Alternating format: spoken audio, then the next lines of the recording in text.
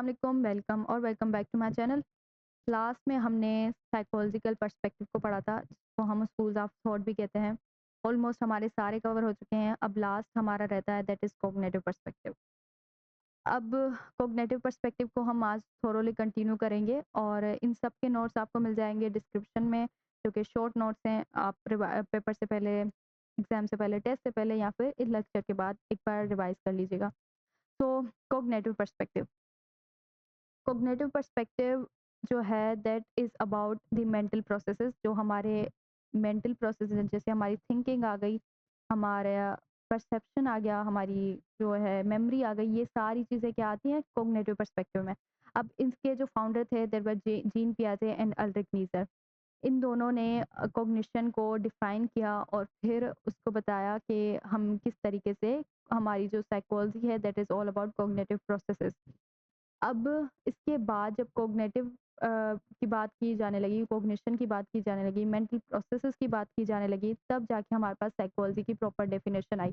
जैसे हमने बिहेवियरिज्म में पढ़ा, बिहेवियरिज्म वालों का मानना था कि इंसान की जो साइकोलॉजी है that is study of their behaviour, कि हम इंसान के बिहेवियर को पढ़ेंगे ताकि हम उसकी साइकोलॉजी को समझ सकें, क्योंकि वो ऑब्जर्व कर सकते हैं हम चीज़ों को। और उसके बाद जब कॉग्निशन आई, कॉग्निशन और मेंटल प्रोसेसेस, उसके बाद साइकोलॉजी को मिली एक डेफिनेशन प्रॉपर, जिसको कहते हैं हम study of behaviour as well as mental processes. तो आज की जो साइकोलॉजी की डेफिनेशन है that is psychology is study of behaviour as well as mental processes. Mental processes में हमारे क्या क्या आ जाते हैं, थिंकिंग, मेमोरी, परसेप्शन और बाकी सारे मेंटल प्रोसेसेस, जो हम आगे कंटिन्यू करेंगे और उनको सबको डीप में पढ़ेंगे। अब कॉग्निटिव पर्सपेक्टिव क्या कहता है? Cognitive perspective says that it focuses on the internal mental processes, जो हमारे ब्रेन के अंदर हमारे मेंटल प्रोसेसेस चलते हैं, हम उसके बारे में थोरोली स्टडी करते हैं और समझने की कोशिश करते हैं कि ह्यूमन ब्रेन, ह्यूमन माइंड किस तरीके से काम करता है। अब इसके जो फाउंडर हैं, जिन्होंने कंट्रीब्यूशन दी, देवर जीन पियाजे एंड अल्रिक नीजर। अब जीन पियाजे की थ्योरी है that is about the cognitive development, और अल्रिक नीजर ने बताया था हमें इंफॉर्मेशन प्रोसेसिंग मॉडल के बारे में। अब इंफॉर्मेशन प्रोसेसिंग मॉडल क्या कहता है? इंफॉर्मेशन प्रोसेसिंग मॉडल कहता है कि हमारा ब्रेन किस तरीके से किसी भी नई इंफॉर्मेशन को प्रोसेस करता है, समझता है, उसको हम स्टडी कहते हैं इंफॉर्मेशन प्रोसेसिंग मॉडल। अब जब भी आपको कोई कॉम्प्लेक्स टर्म मिले, try to break down that word. जैसे इसमें हमें इंफॉर्मेशन और प्रोसेसिंग से समझ सकते हैं कि इसमें क्या पढ़ाया जाएगा। तो it is a process of human brain, जो हमारी इंफॉर्मेशन को प्रोसेस करता है। तो 3 स्टेप से हमें इसमें किस तरीके से हम अपनी इंफॉर्मेशन को प्रोसेस करते हैं। First is by sensory memory, कि हमारी जो सेंसरी मेमोरी है, यानी कि हमारे पास सेंसेस जो हैं वो पहले इंफॉर्मेशन को कलेक्ट करेंगे, जिसमें हमारे 5 सेंसेस आ जाते हैं, sense of smell, sense of touch, sense of hearing. इन तक हमारे पास क्या आएगी, इंफॉर्मेशन आएगी। अब 2 इसके बाद 2 चीज़ें हो सकती हैं, या तो हम उसको अटेंशन पे करें और फिर वो जाके स्टोर हो जाए हमारी शॉर्ट टर्म मेमोरी में। लेकिन अगर हमने उस सेंसरी इन्फॉर्मेशन को अटेंशन ही नहीं दी, हमारे पास जो, अगर फॉर एग्ज़ाम्पल, अब इस एग्ज़ाम्पल के साथ देखें कि जब आपके पास किसी ने आपको आवाज़ दी, तो अगर तो आपने उसकी आवाज़ की तरफ अटेंशन दी, तो वो जाके आपकी शॉर्ट टर्म मेमोरी में, अपना आपका ब्रेन जो है उसको प्रोसेस करेगा और वो जाके मेमोरी में आपको पता चलेगा कि अच्छा इसने मुझे क्या कहा है। लेकिन अगर आप उसकी तरफ अटेंशन ही नहीं दे रहे, तो वो क्या हो जाएगी, वो information, that information will be lost, वो आप तक आएगी नहीं, आपके ब्रेन तक वो बात पहुँचेगी ही नहीं। उसके बाद अगर तो आपने वो इन्फॉर्मेशन प्रोसेस कर ली, वो जाके स्टोर हो गई आपके शॉर्ट टर्म मेमोरी में, यहाँ पे आके शॉर्ट टर्म मेमोरी में स्टोर हो गई। उसके बाद अगर आपने उसको रिहर्स नहीं किया, उसको मेंटेन नहीं किया, तो वो वहीं से खारिज हो जाएगी। जैसे कि अक्सर होता है हमारे साथ कि हमने बात किसी की सुनी और फिर उसके बाद हमने उसको प्रोसेस भी किया, हमने समझा भी। लेकिन अगर हमने उसको रिपीट नहीं किया या फिर कोई एक्शन नहीं लिया, तो वो हमारे ऑटोमेटिकली हमसे कुछ टाइम के बाद वो बात हमसे भूल जाती है। अक्सर होता है, जैसे हम एग्ज़ाम से पहले पढ़ते हैं, कुछ टाइम बाद वो हमसे चीज़ें भूल जाती हैं, वो सब हमने एग्ज़ाम के लिए पढ़ा होता है। तो ये भी हमारी क्या होता है कि हमारी जो इन्फॉर्मेशन है वो कलेक्ट कहाँ हुई थी, शॉर्ट टर्म मेमोरी में, वो हमारी लॉन्ग टर्म मेमोरी में कभी गई ही नहीं, इसीलिए वहीं से खारिज हो गई और हमें वो याददाश्त से हमारी से निकल गई। लेकिन अब अगर आपकी इन्फॉर्मेशन यहाँ पे आपने उसको रिहर्स कर लिया, आपने उसको मेंटेन कर लिया, तो वो जाके कहाँ स्टोर होगी? वो जाके हमारी लॉन्ग टर्म मेमोरी में स्टोर होगी। और अक्सर ऐसा होता है कि अगर हम किसी लॉन्ग टर्म मेमोरी में हमारी जो कोई कोर मेमोरी जाके स्टोर हो गई है, अगर हमने उसको भी काफ़ी टाइम तक हमने उसको रिहर्स या मेंटेन नहीं किया, तो वो भी कभी-कभी ऐसा हो सकता है कि वो वहीं से लॉस्ट हो जाए, वो इन्फॉर्मेशन भी हमारे ज़हन से निकल जाए।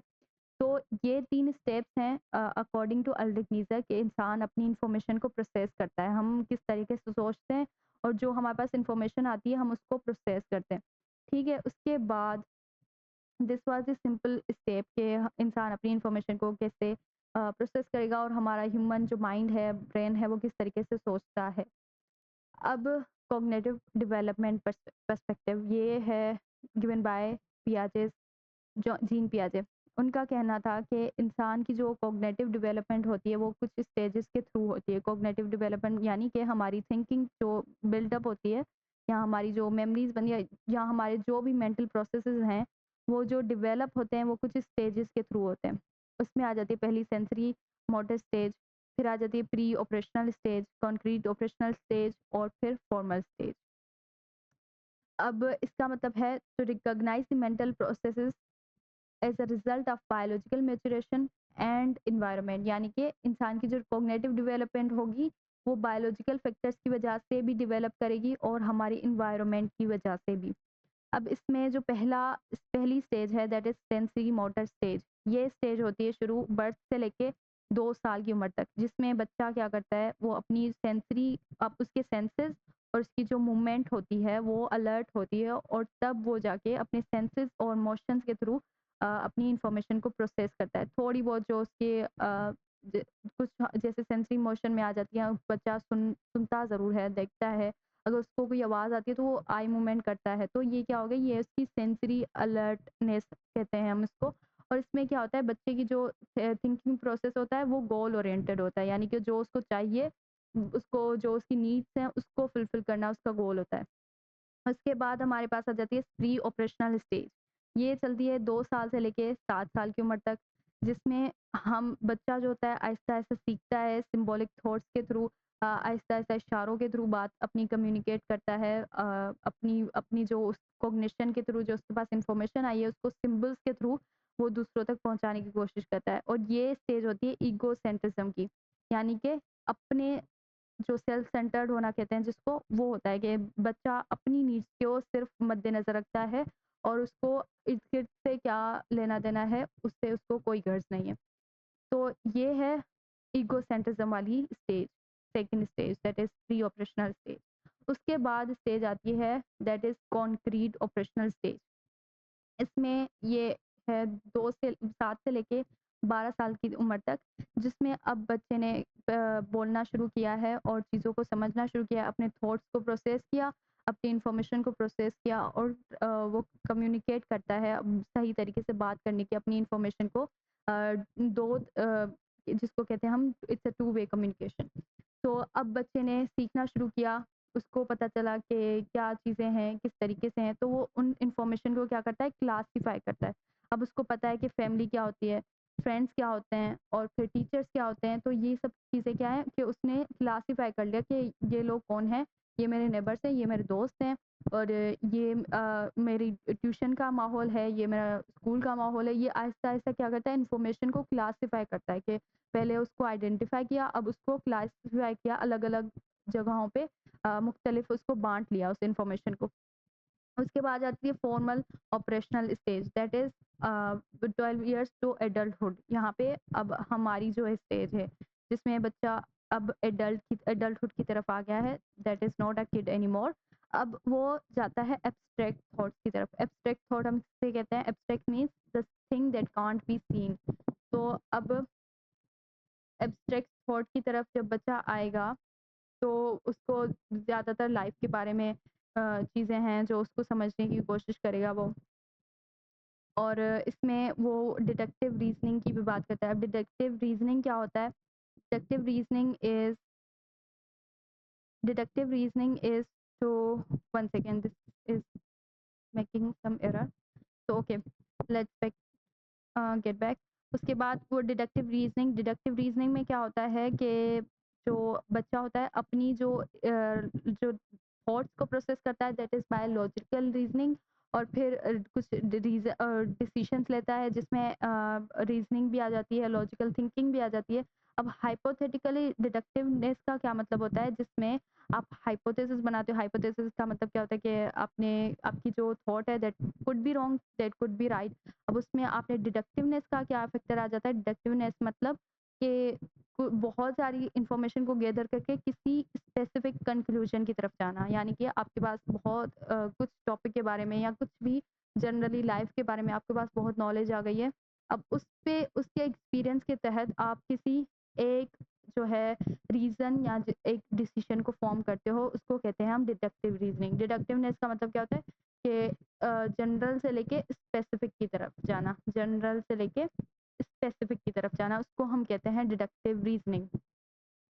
तो ये जो है 4 स्टेजेस थी जीन पियाजे की, जिसके चलते इंसान जो है वो कॉग्निटिव डेवलपमेंट करता है, उसकी डेवलपमेंट होती है कॉग्निशन की, और उसके मेंटल प्रोसेसेस जो होते हैं वो बढ़ते हैं। That goes from 2 years to 7, then to 12 and then adulthood.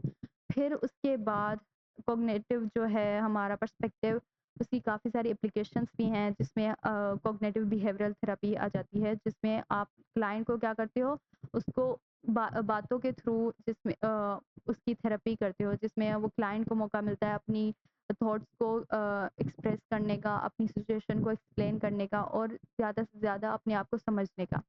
तो कॉग्निटिव बिहेवियरल थेरेपी में कॉग्निटिव पर्सपेक्टिव ने ज़्यादा हेल्प की है। जैसे अभी हमने साइकोलॉजी की डेफिनेशन को देखा, that psychology is about behaviour, psychology is about behaviour as well as mental processes. इसी वजह से हमारे जो हमारा जो कॉग्निटिव बिहेवियर थेरेपी है वो डेवलप हुई है, जो आज की साइकोलॉजी की डेफिनेशन के हिसाब से।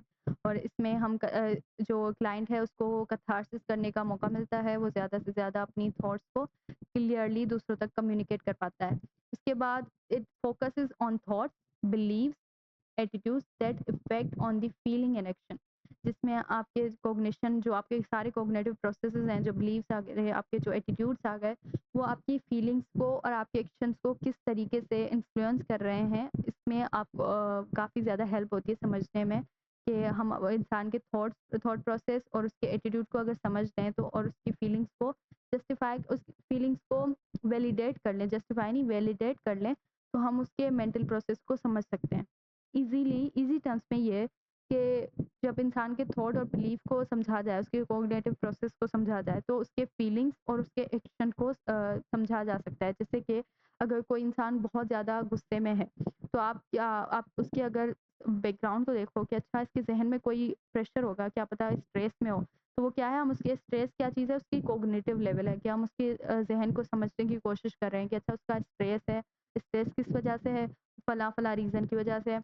तो उस तरीके से हम उसकी साइकोलॉजी को समझ सकते हैं, और फिर उसके क्लाइंट को हम हेल्प आउट कर सकते हैं कि किस तरीके से वो अपनी कॉग्निटिव और अपने बिहेवियर को बेहतर करने के लिए जो हेल्दी तरीका है उसको फॉलो कर सकता है।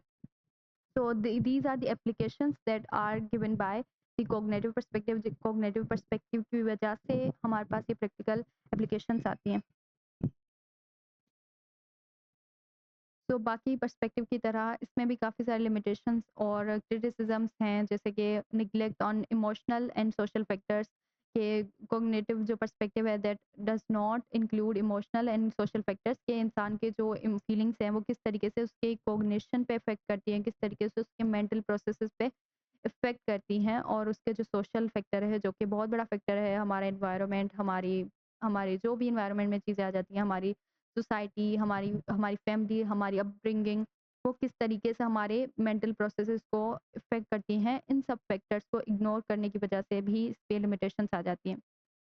So this is it for today, I hope it's all clear. और अगेन सारे नोट्स आपको डिस्क्रिप्शन में मिल जाएँगे, और तब तक के लिए टेक केयर, अल्लाह हाफ़िज़।